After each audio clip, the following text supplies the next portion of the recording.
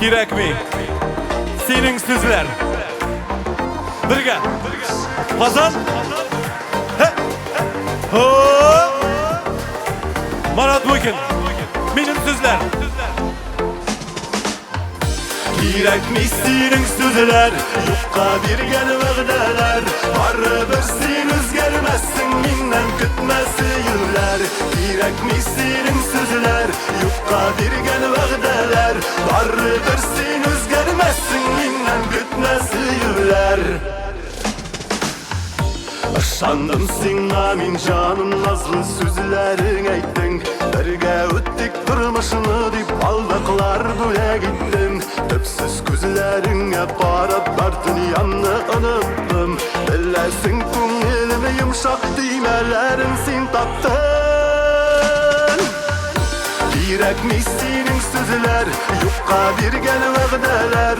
Baribir sen o'zgarmassin, mendan kutmasi yillar.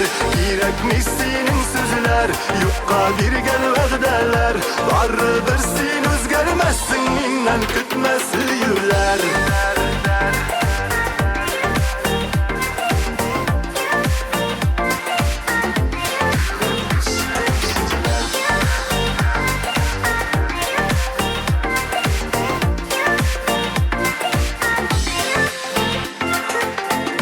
Işandım sana min canım, nazlı sözlerin aytding. Birga o'tdik turmushni deb aldaqlar bo'la gitdim. Ko'rmasam da yirkan seni havodan esim tuyam. Unuttuq ağır bo'lsa da men baribir unutdim.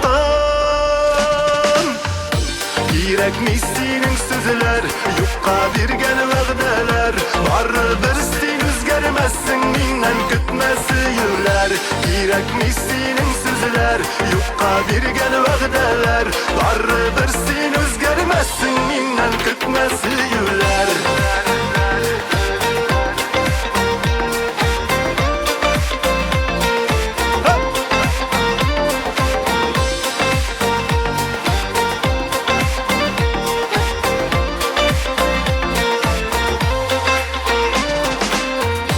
Kerakmi sening so'zlar, yo'qqa bergan va'dalar. Baribir sen o'zgarmassin, mendan kutmasi yillar.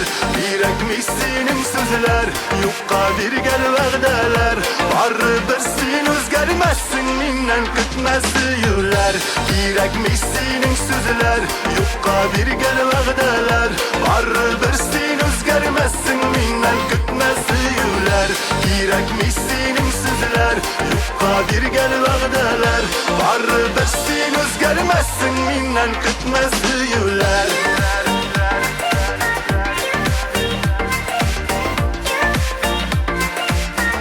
Mendan kutmasi yillar.